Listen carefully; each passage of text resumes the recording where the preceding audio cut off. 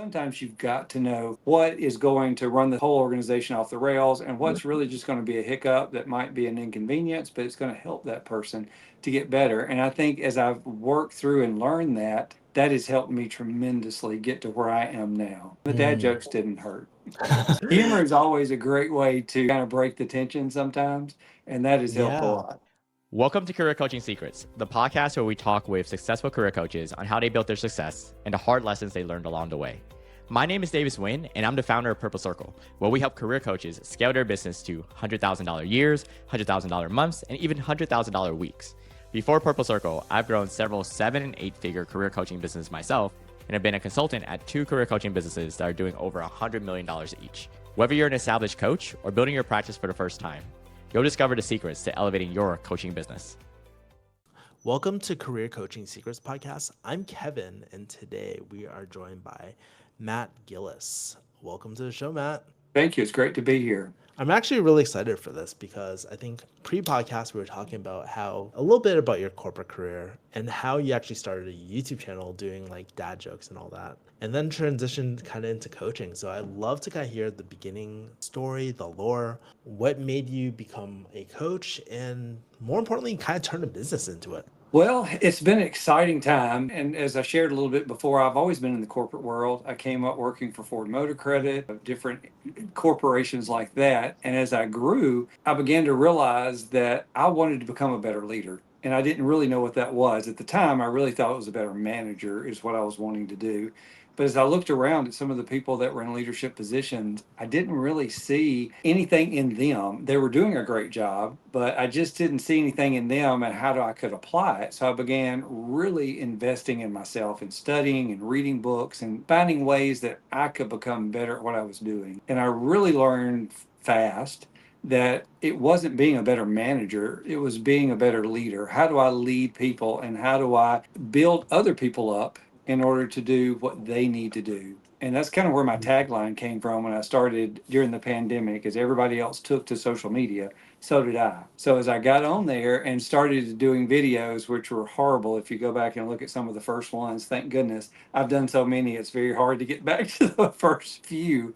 But if you start looking at those, I mean, they were awkward, but I just kind of got that message out there and started to really talking about how leadership is investing in others and asking better questions was my tagline. And I think that is it. If we're not asking, we don't have to have the answers, but if we're not asking those good questions, we're never going to get to where we need to be and how we can help other people. And I think sometimes people are stuck in that. So as we ask those questions, it kind of frees them up. And I'm not talking about earth-shattering questions here. I'm just talking about simple ways to help me understand what the problem is. And by doing that, it kind of helps them work through it. And the goal is not, again, to give people the answer, to tell them what to do, but to really help them work through it and they understand what to do. And sometimes that may not be, and that's one part that was, as I grew into this, it was a little bit harder to let go of, because once I gained more experience through what I was doing, and younger people came into our department or into our organization, and I would try to help them work through these things, they wouldn't always come to the best answer. But I have found that allowing them to work through that stuff and not just saying, hey, that sucks, you don't need to do that. And but that's hard, and it's a balancing act, because sometimes you've got to know what is going to run the whole organization off the rails and what's really just going to be a hiccup that might be an inconvenience, but it's going to help that person to get better. And I think as I've worked through and learned that, that has helped me tremendously get to where I am now. The dad jokes didn't hurt. Humor is always a great way to kind of break the tension sometimes, and that has helped a Yeah. lot. Yeah, definitely humor is one of those things that like lowers the intensity of like really intense moments and all that. But Mhm. okay, so it sounds like you help people become better leaders. And I like that distinction that you had between leaders and management and all that. And so when you think about the clients that you typically help, who are these people that are looking to become better leaders? Like who do you kind of help? Well, for me, I've always done it again in the corporate world. So I would have people in my departments or people in mostly the banks, is what I spent the last 30 years working for banks and financial institutions. They would come into the organization and then I would kind of help them. And it's again strange, as we talked about earlier, that once you start doing that, you kind of attract people. People see, and I think it's because they see that you want to help them. They see that authenticity come through and how you want to, well, kindness. And I think that is something that makes a great leader is being kind. And of course, I think that is a leader because you're going to want to help people and then being authentic. And I know that just thinking through being on here today and back through that word authenticity, I think we all think we're authentic and we all want to be authentic. But again, going back to some of those first videos and some of the first things I did, I wouldn't say I wasn't being authentic, but I really didn't know what I didn't know at the time. And as I've grown through that, it's gotten much easier and more comfortable. It's kind of like working a muscle. You know, the more you do it and the bigger the muscle gets and the stronger you get. And it's easy to be able to connect with people. And I think that's, as people saw that coming through the corporate world, they kind of were attracted to that. And it wasn't, how do I do my job? It was mostly, how do I get people to follow me? And a lot of my corporate career was in positions where I didn't have leadership. And I think because I had developed this and as I grew, my boss began to realize that, you know, Matt's somebody that can come in here and he can get people to follow him, you know, without being in authority. So I kind of worked myself into that as I would work through in a lot of the operational roles that I had, work through projects and things like that. And even before I started social media, but started doing the posts, I would get one-off people that wanted help with certain things and I would work with them or referrals, things like that. But I don't do as much of that as I would like to because I still work. I still have a corporate job and I spend most of my time focused on that. But I love the opportunity to be able to put out my information. I post several times a week, a longer form content, if you will, especially on LinkedIn. But being able to answer questions and respond to people and talk through that stuff, love doing that. You have a coaching business, right? And you mentioned doing long form LinkedIn. And so I'm kind of curious, how do people typically find you to work with you? What kind of marketing are you doing at the moment? I can tell you, I don't do a lot of marketing. I have found, and in my position too of where I was, I didn't want anything, I don't want it to explode because I don't have time to really manage that effectively. And that was one of my biggest fears, was be able to effectively manage the people that come to me, to be able to help them, not manage the people, but to manage my time and to be able to help them and still be able to do what I'm doing through the corporate world. Because there was a time, probably about 6 months ago, we moved and I left my current job and didn't have a job. And I really thought, okay, I'm going to go into the coaching and speaking arena a little bit more with this. And then this opportunity came along that I felt was a really good fit for me to get back into the corporate world.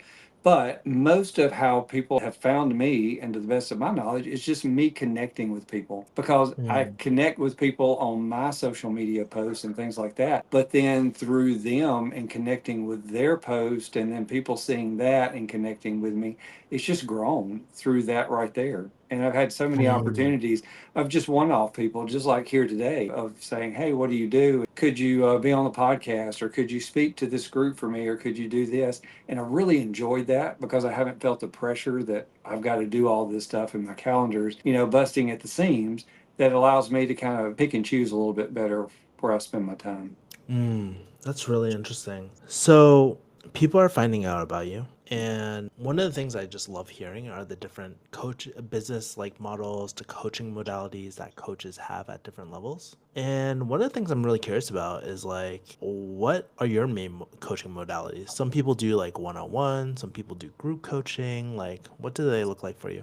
I think it's kind of a mixture of different things. I try to look at every situation I get into. And again, I'm kind of going back and forth between the corporate world and what I do outside of that because there's a lot of opportunities in group settings and meetings that if I can see where it's beneficial for me to kind of say, hey, let's kind of stop here and look at what we're doing in this situation and how it's coming across, to be able to take that opportunity as a teaching opportunity. But then mostly, I really think one-on-one sessions. I love that, sitting down with somebody and getting their story when there's no interruptions and nothing around us that's distracting, and you're not having to kind of make it a broad message to cover, 10 people that could be in different spots and different roles that they're working through, to be able to really focus on that and get to know somebody. I really prefer that one-on-one. I don't get a lot of those opportunities, but still do in the corporate world. I love that one-on-one, just to be able to connect with somebody, even if we don't go real deep with things, to be able to connect with them and find out more about what they do.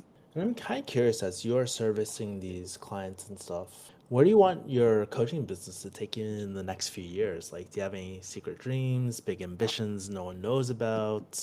Very curious about that.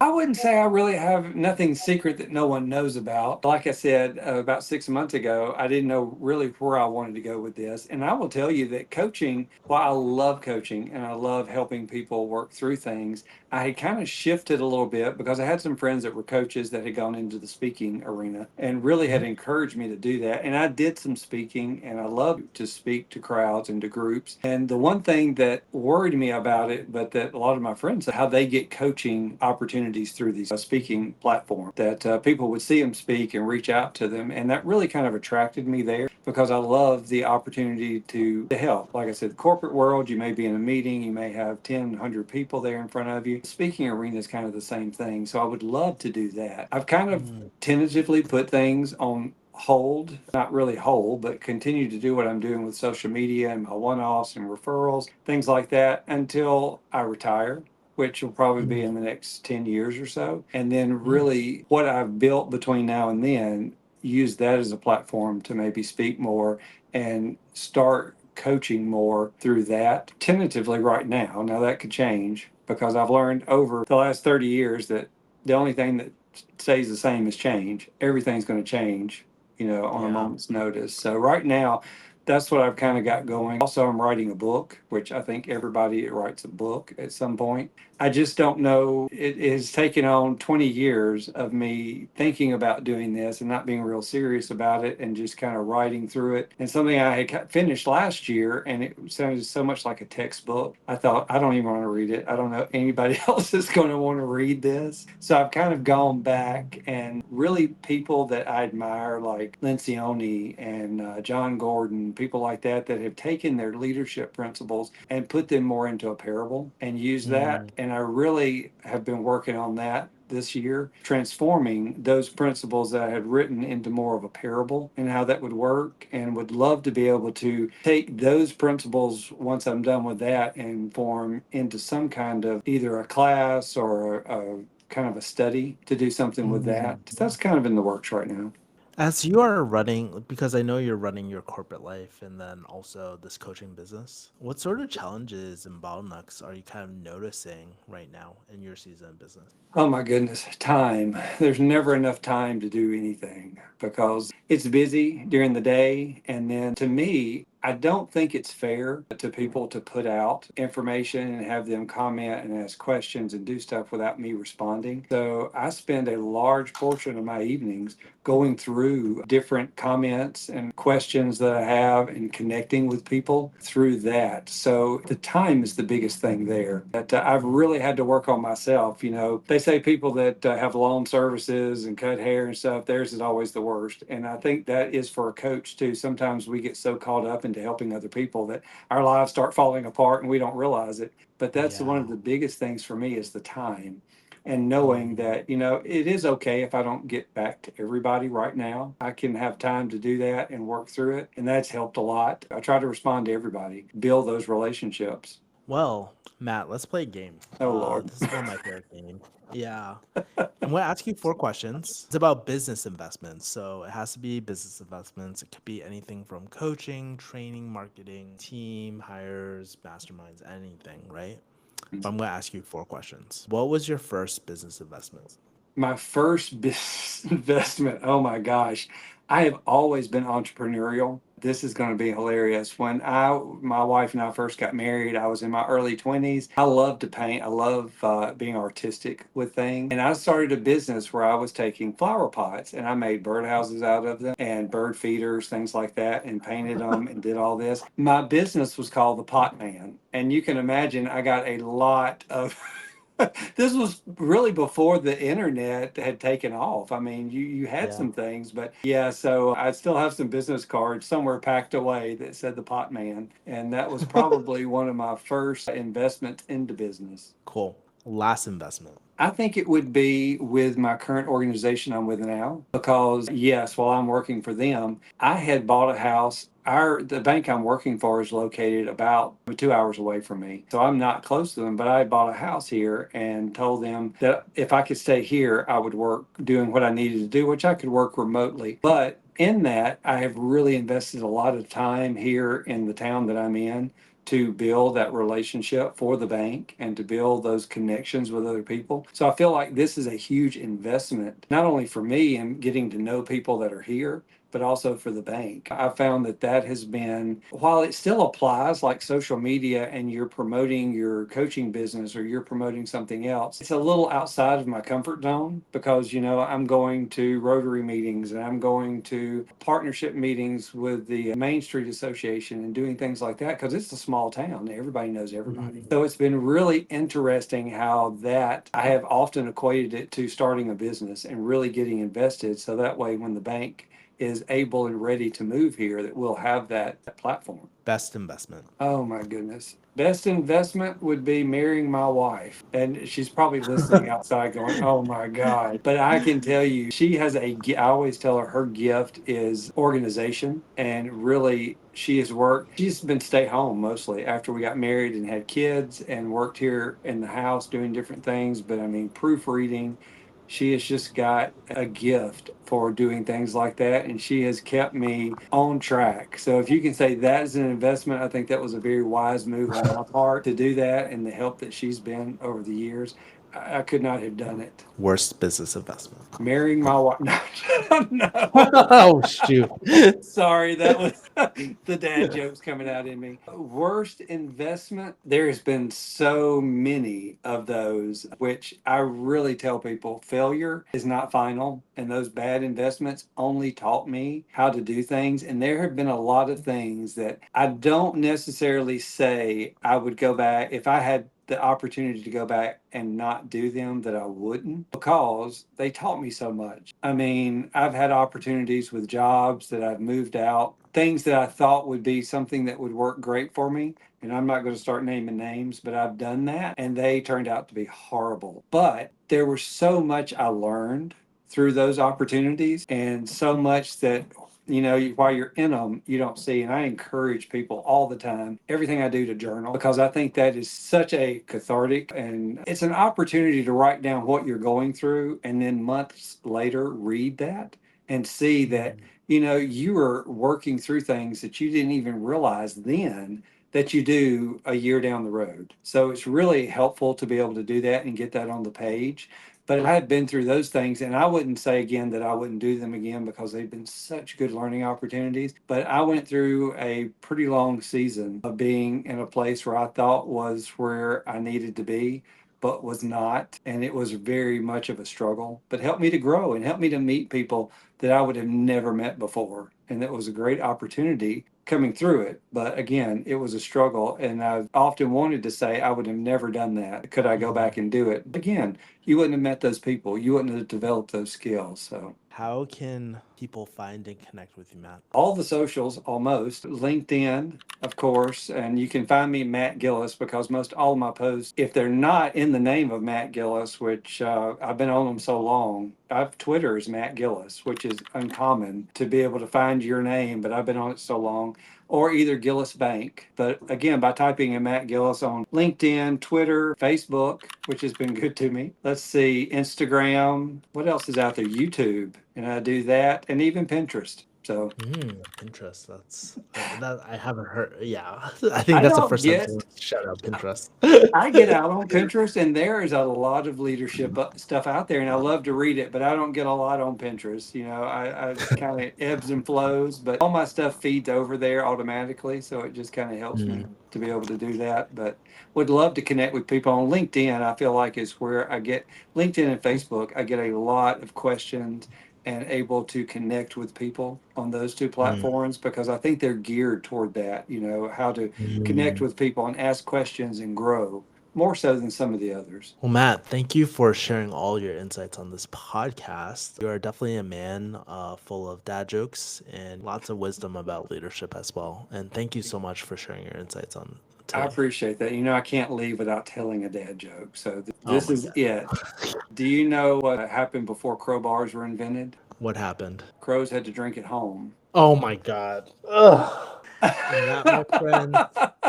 Now imagine that for 4 years every day. So I'm surprised your wife. No, just kidding. oh yeah, she stayed away from those, but yes. So yeah, let Matt know whether you enjoyed that dad joke or like hated it, and tell him that you were sent by the Purple Circle podcast. But yeah, please do. On a serious note, though, thank you, Matt, so much for coming on the podcast. I appreciate it. Appreciate it anytime. Thank you. That's it for this episode of Career Coaching Secrets. If you enjoyed this conversation, you can subscribe on YouTube, Spotify, Apple Podcasts, or wherever you're listening to this episode to catch future episodes. This podcast was brought to you by Purple Circle, where we help career coaches scale their business to $100,000 years, $100,000 months, or even $100,000 weeks, all without burning out and making sure that you're making the impact and having the life that you want. To learn more about our community and how we can help you, visit joinpurplecircle.com.